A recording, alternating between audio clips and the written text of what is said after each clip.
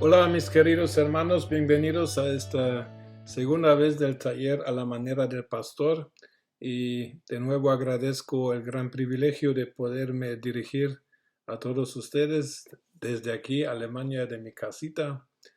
Y quiero entrar con una experiencia que tuve hace unos años. Me tocó traducir la conferencia de un hermano que se llama Ron Edmondson.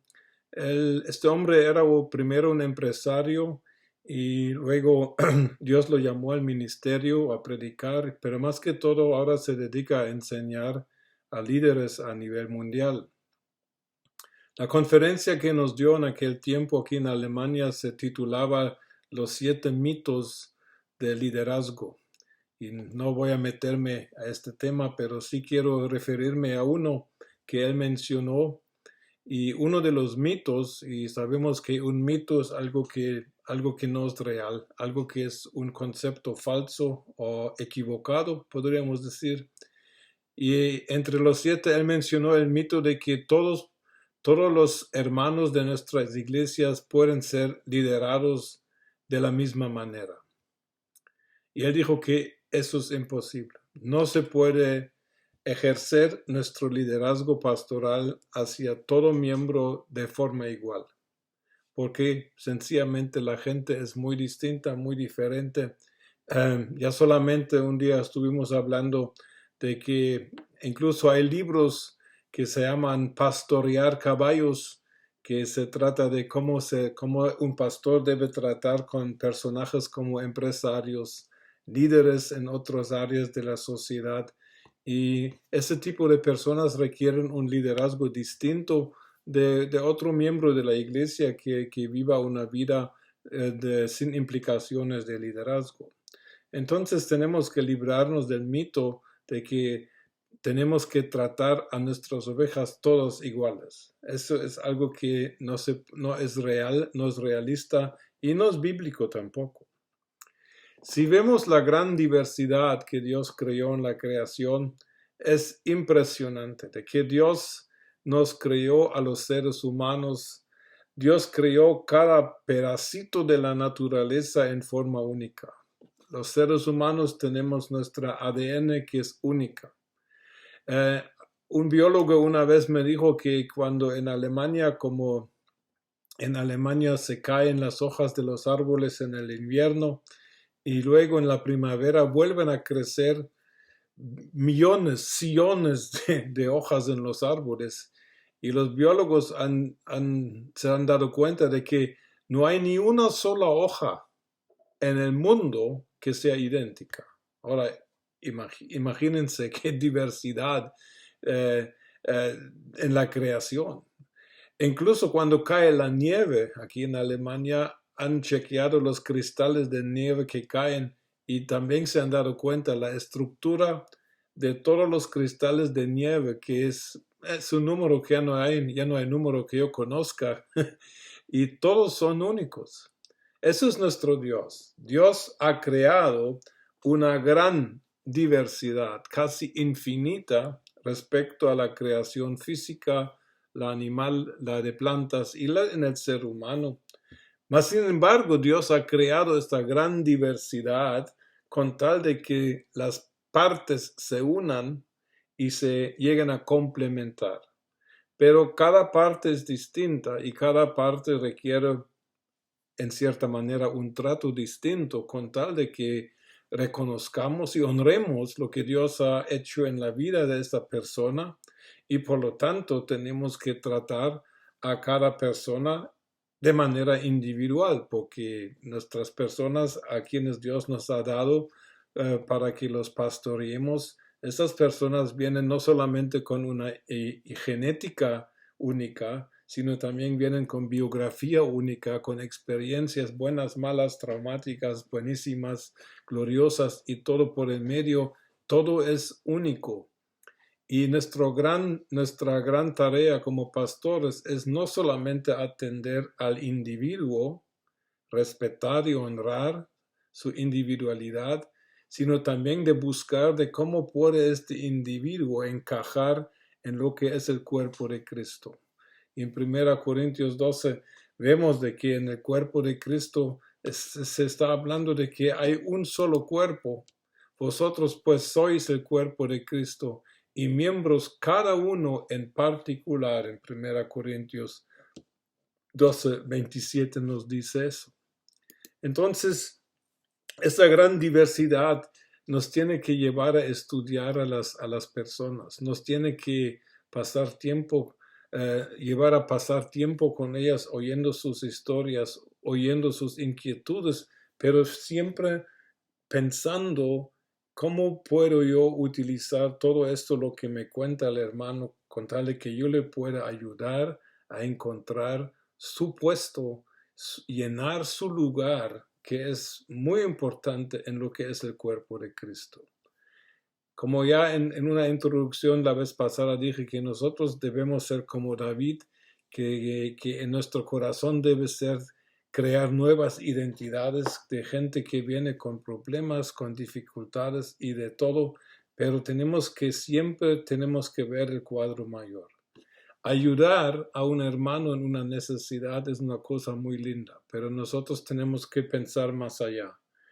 Que hay hermanos que tienen experiencias increíblemente difíciles. Yo acabo de enterarme de la muerte de la nieta de unos hermanos muy queridos en Guatemala. Una niña lindísima, pero se murió a los 17 años de edad. Muy trágico, muy triste. Vamos a ayudar, vamos a consolar, vamos a estar, pero Dios tiene un plan más allá del duelo. Dios tiene siempre un plan más allá de lo obvio. Por eso cuando leemos en Efesios 3:20 al 21, leemos de que cuando pedimos algo a Dios, que Dios puede hacer mucho más allá de lo que nosotros pedimos. Quiere decir que suceda algo en nuestra vida, en la vida de nuestros hermanos, y nosotros atendemos el caso, damos un consejo, damos un versículo bíblico, damos lo que podemos dar, pero tenemos que recordar de que Dios tiene propósitos siempre mayores. Se pueden desarrollar ministerios de experiencias traumáticas. Conozco una hermana en la isla de Ibiza, en España. Ella hace años perdió su hijo mayor en un trágico accidente náutico en la mar nadando. Ella fue devastada, fue una experiencia que casi la destruyó, aunque es cristiana desde hace muchas décadas. Pero poco a poco, superando el duelo, superando el dolor, ella ahora fundó una asociación de duelo en Ibiza y está llegando a toda España con sus experiencias, con sus consejos de cómo atender a personas que han perdido seres queridos. O sea que siempre en cada experiencia que nuestros hermanos hagan, puede haber un cuadro mayor de Dios. Y ese debería ser nuestro anhelo de ver qué quiere Dios hacer en y a través de las vidas de nuestros hermanos a quienes Dios nos ha dado a nuestro cuidado. Ahora, la gran diversidad que tenemos en los hermanos es algo que ya se estudió. Y aquí yo personalmente admito que he cometido el grave error de pensar de que los hermanos de la iglesia todos deberían funcionar de un cierto molde, de un cierto patrón. Y nunca me di cuenta hasta como unos 4 años atrás, me di cuenta de que realmente deberíamos estudiar más de que cómo son de diferentes los hermanos. Todos que hemos sido pastores sabemos una cosa, tenemos unas ovejitas que son pero tan diferentes a las demás, no cuadran. Queremos hacerlos cuadrar, pero no permiten. Y a veces pensé que son rebeldes, a veces pensé que no entienden, pero lo que realmente pasa es que Dios los ha hecho tan diferentes y es Dios quien los ha hecho diferentes y no pueden salir de lo que son. Y nosotros deberíamos mejor encontrar de cómo son para poder atenderles mejor. Entonces, en esto a mí me ayudó mucho y recomiendo altamente que se consigan el libro de un teólogo alemán que se llama Christian Schwarz, que se llama Los tres colores de tu espiritualidad. Este hombre, Christian Schwarz, hizo una investigación mundial en miles, más de 5,000 iglesias en todos los continentes, en muchos países. Él estudió iglesias y su crecimiento en todos los tipos de denominaciones, pentecostales, no pentecostales, bautistas, menonitas, metodistas, incluso católicos y luteranos. Todas las iglesias existentes, él les hizo un examen y él llegó a descubrir ciertos patrones que son muy interesantes para que nosotros los tomemos en cuenta. Por ejemplo, él encontró de que en todos los cristianos, y aquí estoy hablando de gente convertida. Bueno, algunos dirán que en la Iglesia Católica no hay convertidos, pero no me meto a este tema. Pero los que son convertidos, que ha estudiado, él encontró que los hermanos se descubren 9 estilos diferentes de cómo los hermanos pueden entrar a una relación con Dios y cómo realmente experimentan personalmente a Dios. Y es impresionante de cómo son de diferentes los 9 estilos que él descubrió y los verificó a nivel mundial en miles de iglesias. Y nosotros hacemos bien en entender de que en nuestra iglesia existen este tipo de personas. Y si nosotros atendemos a los hermanos todo igual, y les exigimos y les aconsejamos a todos idénticamente, vamos a perder algunos porque algunos no nos pueden entender, porque ellos tienen su estilo y realmente, aunque quisieran, no pueden salir de su estilo, y si lo hacen realmente se violan a su propia personalidad.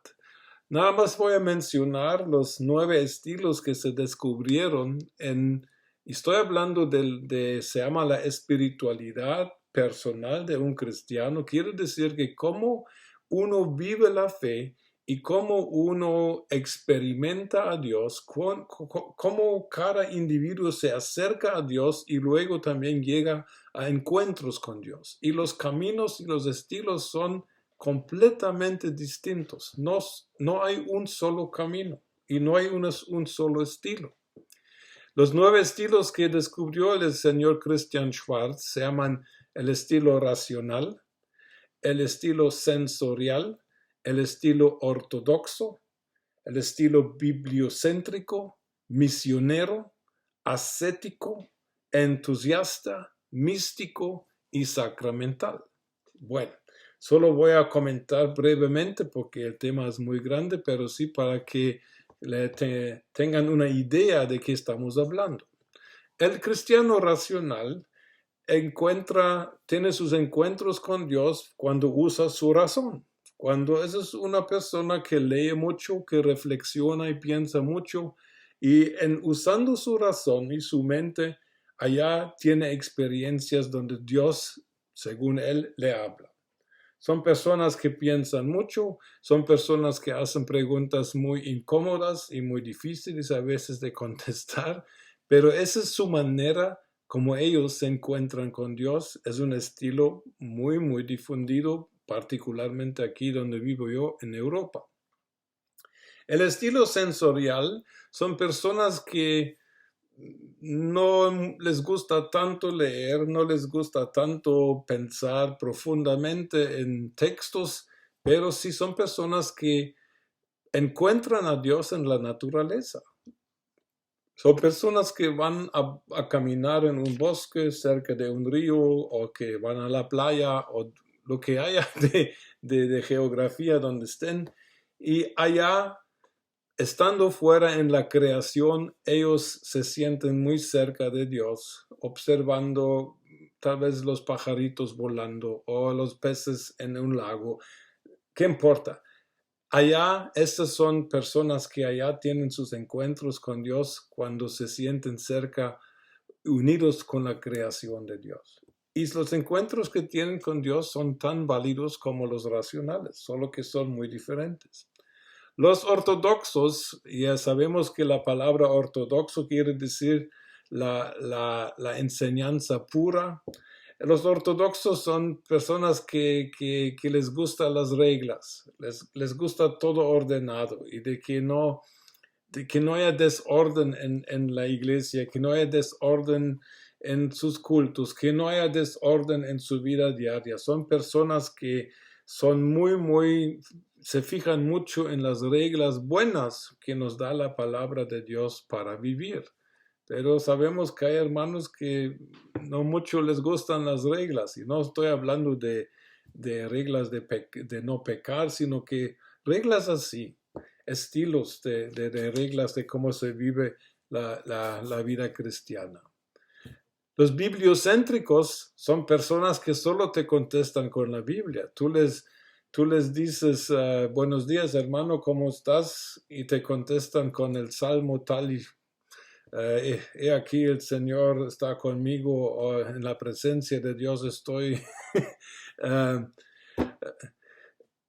Personas que solo encuentran a Dios a través de la lectura de la Biblia, leen la Biblia, viven la Biblia, y eso es su manera de encontrarse con Dios, y por supuesto es un estilo muy válido y muy bueno. Los misioneros entre nosotros, ellos solo tienen un tema, tienen el tema de evangelizar. Según ellos, todo cristiano debería estar evangelizando todos los días, por lo menos una persona. Y no tienen otro tema, pero ellos en el evangelismo personal, allá se encuentran con Dios. Y por eso se sienten tan felices en eso. Y allá es donde se sienten muy cerca de Dios cuando están hablando de Jesús a personas que no lo conocen. Y eso es toda su vida.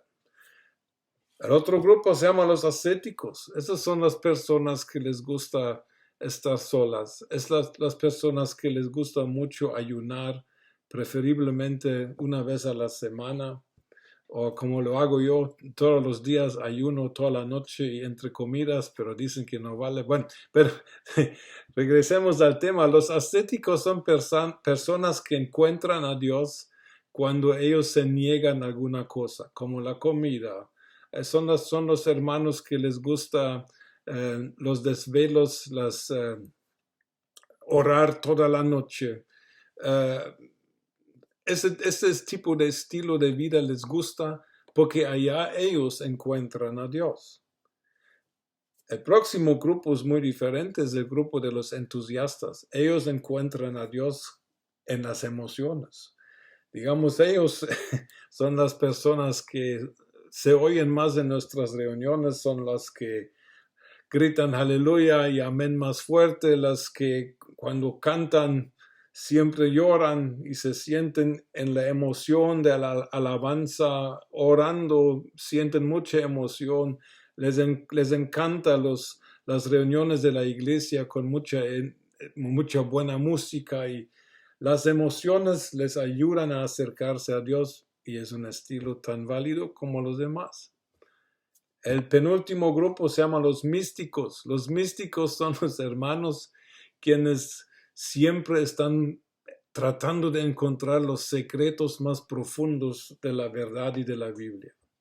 Esos son hermanos quienes van muy, muy profundo en el estudio de la palabra de Dios, y tan profundo que algunos no les entienden, pero ellos sí allá encuentran realmente, se encuentran con Dios cuando se dan cuenta de cuál detalle del tabernáculo de Moisés conecta con qué pasaje en el Nuevo Testamento. Yo soy uno de estos a veces, y allá se emocionan cuando ven la perfección de la palabra de Dios, de cómo los versículos se complementan y se explican, y encuentran sus momentos con Dios cuando realmente encuentran los secretos más profundos de la palabra de Dios. Estoy hablando de cosas buenas y no de malas, por supuesto. El último grupo Ahora, cuidado con la palabra, se llama el sacramental, pero no estoy hablando de los sacramentos de la Iglesia Católica, sino que el estilo sacramental es algo, son personas que necesitan algo físico para sentir la presencia de Dios. Por ejemplo, un sacramental necesita que el edificio donde la iglesia tiene sus reuniones, que esté bien arreglado, que el altar enfrente esté bonito, limpio, nítido. Estas son personas que necesitan cosas exteriores para encontrarse con Dios. Y no es nada malo, no es de juzgar esta manera de ser, pero ellos allá en este orden de las cosas, allá encuentran a Dios y se sienten a Dios muy cerca. Entonces aquí podemos ver, claro que hay mucho más que hablar de estos 9 estilos, pero se dan cuenta de que en tu iglesia hay hermanos así.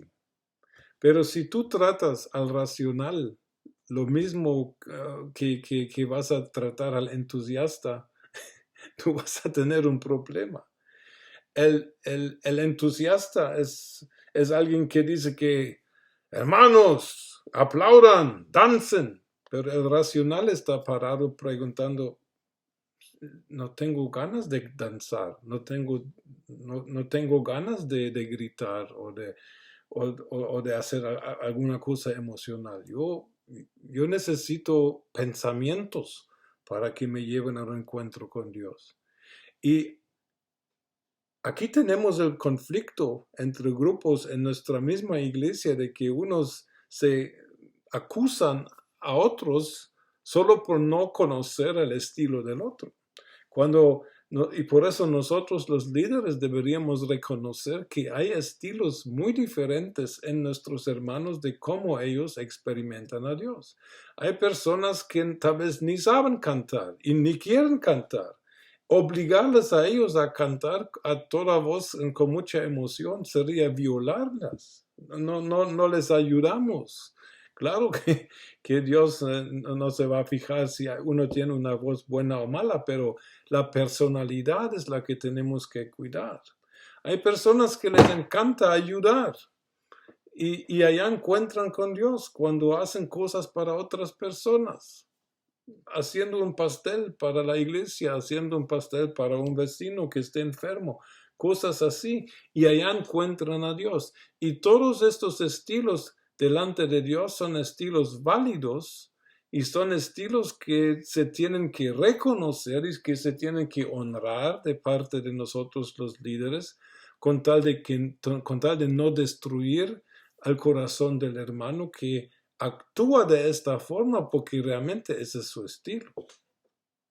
Y nuestra tarea como líderes debería ser, en primer lugar, reconocer que hay estilos muy distintos. En segundo lugar, apoyar a estos hermanos de que puedan desarrollar su vida y su caminar con Cristo en su estilo y afirmarse incluso en este estilo. O sea, que no obligarles a hacer cosas que no les nacen. Y luego enseñar a respetar también a los otros estilos. ¿Por qué se van personas de las iglesias? Mire, una de las cosas más comunes que se oye es que uno le dice, es que el tipo de alabanza no me gusta. ¿Por qué no le gusta? Porque el estilo que lleva dentro de sí no le ayuda. Entonces, ¿qué vamos a hacer? ¿Vamos a criticar? ¿Vamos a acusar? No, tenemos que ver maneras en que todos, con todos estilos, puedan tener sus encuentros con Dios que todos necesitamos, pero para eso tenemos que salir de la ignorancia respecto a estos estilos que sí son, les digo otra vez, son estilos verificados, que esos sí existen si nosotros lo queremos o no. Entonces, otros se van de la iglesia, es que la predicación para mí es muy dogmática, la predicación es muy seca, es muy teórica. Para un racional, sería el mejor tipo de predicación, porque el racional no gusta una predicación donde solo hay emociones expresadas en palabras. Y así nosotros los pastores tenemos una tarea muy difícil y es una responsabilidad muy grande de reconocer estas cosas. No siempre vamos a poder atender a las necesidades de todos, claro, de eso no estoy hablando, pero por lo menos podemos desarrollar una conciencia de que entre nuestros hermanos hay personas que no son como yo. Si tu estilo, pastor, si tu estilo es misionero y si tú siempre le dices evangelizar, mire, la persona ascética prefiere quedarse en su casa ayunando en lugar de ir a la calle a evangelizar. Entonces, por favor, le dejemos al ascético ayunar y orar de rodillas toda la noche y el otro grupo misionero que se vaya a la calle, pero no estemos obligando a personas que no les nace porque Dios no les ha hecho así a hacer cosas que no les va a ayudar realmente. Es muy importante, es muy sensible. Y yo pienso que sería bueno que se consiguieran este libro para estudiarlo detenidamente, porque este libro de Christian Schwarz también indica de cómo podemos ayudarnos unos a otros a comprender nuestros estilos, a respetar el estilo de otros y también a aprender de otros estilos, porque la madurez cristiana empieza cuando yo empiezo a desear aprender algo de un hermano que tiene un estilo prácticamente opuesto al mío. Solo mencionar uno, el racional y el entusiasta. Casi son estilos, casi se contradicen. Pero si estos estilos están bien confirmados, estos hermanos, en su manera de cómo se encuentran con Dios, madurez será cuando empiezan a interesarse por el estilo del otro, sin juzgar, sin menospreciar, sino reconocer. Mira, tú encuentras a Dios leyendo y estudiando textos, yo no. ¿Qué podría yo aprender de ti? Y viceversa. Allá entra la madurez verdadera en los cristianos. Pero ¿quién tiene que guiar en estos procesos? Pues nosotros. Y por eso nuestro trabajo no es tan fácil. Para terminar, quiero nada más llamar la atención a dos errores y dos peligros que nosotros podemos cometer. Yo los he cometido, por eso estoy hablando como alguien que, que ha aprendido por las malas, y yo espero de que tal vez algunos de ustedes puedan evitar estos peligros, y para mí personalmente lo considero ahora ya errores. El primero ya lo mencioné. Yo crecí en ciertas iglesias con ciertas teologías y prácticas, y yo sin querer queriendo, decimos en Guatemala, yo llegué a creer de que todos los cristianos tenían que ser iguales. O sea que todos los cristianos deberían orar igual, leer la Biblia igual, vivir su vida igual, tener las mismas actitudes, preferiblemente tener las mismas actividades todos, y llegué a creer de que el cristianismo se trata de un molde cristiano que alguien sacó de la Biblia y todos tenemos que ver que cabemos en este molde. Pero la realidad es que no hay molde. No hay molde porque hay mucha diversidad también en el cuerpo de Cristo. Yo creo de que si hay una ADN biológica, también hay una ADN espiritual. Por lo menos yo leo así, 1 Juan 3:9, que la simiente de Dios permanece en los que hemos nacido de Dios. Aquí está hablando de la ADN divina, y la ADN siempre es individual. Yo pienso de que cada quien de nosotros es único y tenemos que ser tratados únicos también de parte de nuestros líderes. Pero si nuestros líderes nos están metiendo en un molde parejo para todos, realmente estamos perdiendo este gran valor, esta gran bendición de ser diferentes. Porque la meta no es de que todos sean únicos, sino que los únicos sean uno. Y aquí está la unidad en la diversidad. Eso es el punto que tenemos que lograr. Tenemos que entender de que los cristianos somos como un gran ramo de flores, flores de todo tipo de color y de tamaño. Y este ramo en junto es un ramo muy lindo.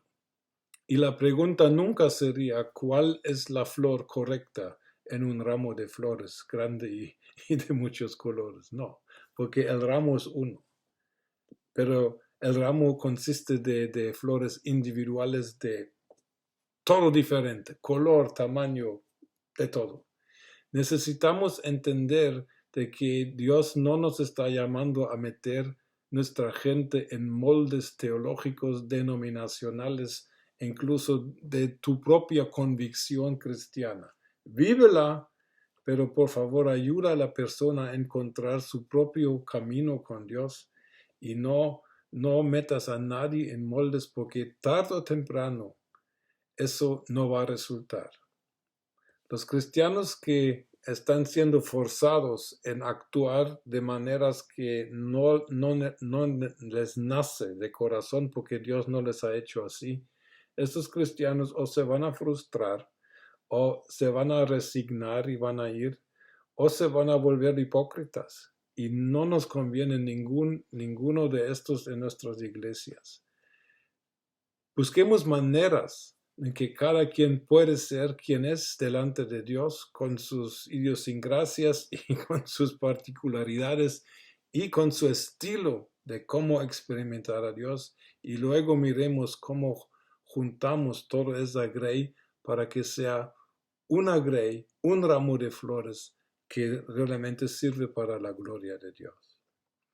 El segundo error y el segundo peligro que miro yo es de que de parte de los pastores a veces menospreciamos el trabajo de los hermanos pensando, y no lo hacemos por malicia, sino lo hacemos porque así nos han enseñado, pensando de que lo máximo en la vida es lo que llamamos equivocadamente el ministerio tiempo completo de pastor o de apóstol, profeta, evangelista.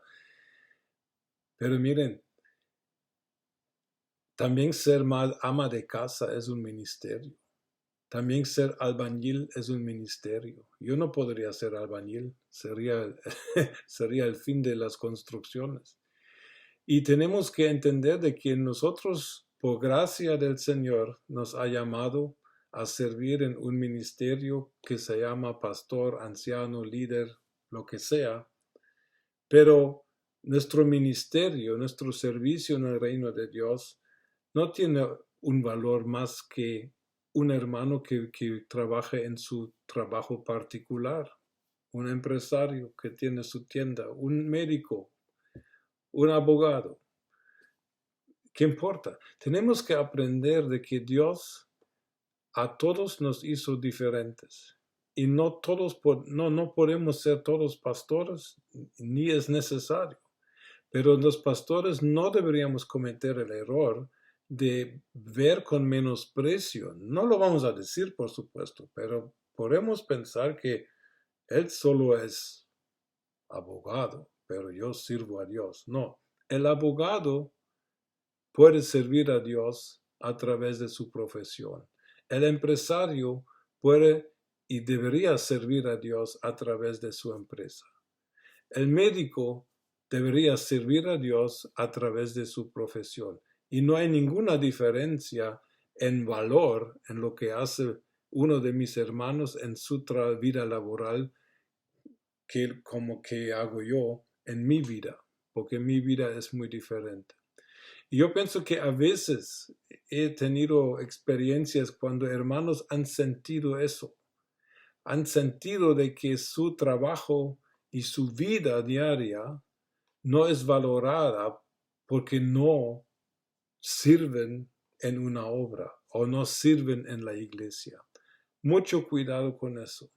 La vida es la vida que Dios nos dio y la experimentar a Dios se debe y se puede todos los días, 24 horas, en todo lugar. No necesitamos un sitio ni un horario para realmente encontrarnos con Dios. Jesús, cuando habla de adoración en Juan 4, 23 al 24, Jesús quita del concepto de la adoración dos cosas, porque él le dice a la samaritana, vosotros creéis que sabéis dónde se debe adorar, pero yo les digo que adoración es adoración cuando es en espíritu y en verdad. Con adorar muchas veces en nuestras iglesias está equivocadamente limitado solamente a, por ejemplo, cantar canciones, pero no, disculpen. Adorar es una actitud de estar de rodillas delante de Dios en mi corazón en todo el día. Adoración para mí, la primera forma de adorar a Dios fue el trabajo que hicieron Adán y Eva en el jardín de Edén, porque yo no leo nada de ellos que estén cantando o levantando manos a Dios, pero trabajaban y el trabajo era la primera forma de expresar adoración.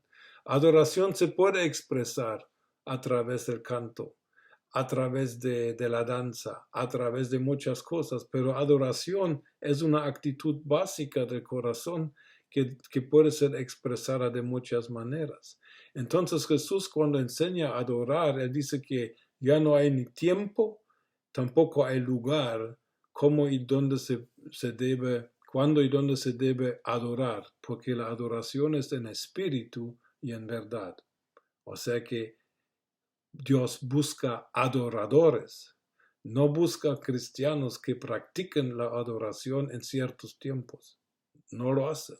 Y por eso tenemos que volver a hacerles sentir a nuestra gente que valoramos sus trabajos, que valoramos sus esfuerzos que hacen, que valoramos el trabajo de las amas de casa, que están en la casa atendiendo a sus hijos, creciéndolos. Valoremos a los que están en trabajos difíciles. Valoremos todo eso porque Dios les ha puesto allá para adorarle en su y a través de su trabajo. Yo pienso que cuando hacemos eso, nuestra gente se va a sentir mucho más valorada, mucho más apreciada y se van a sentir mucho más honrada, porque el que trabaja bien y el que ejerce su profesión o su oficio bien, para mí delante de Dios ha cumplido tanto como el pastor que ha hecho bien su trabajo de lo que sea, de preparar una predicación o de llevar de llevar consejos o de llevar consejería con una pareja. Todos estamos llamados a servir a Dios en lo que Dios nos ha dado de dones. Y no todos los dones son iguales, como lo vimos hoy. Hermanos, espero que les haya sido de ayuda un poquito. Yo les bendigo desde aquí y deseo de que Dios nos abra los ojos y que Dios nos siga dando emoción y entusiasmo para esta labor pastoral, porque es muy digna, es muy bonita. Y que Dios nos ayude a realmente llevar a nuestra gente al punto de que tengan identidades cambiadas que luego pueden también cambiar nuestra sociedad. Eso les deseo para Honduras. Saludos y hasta la próxima.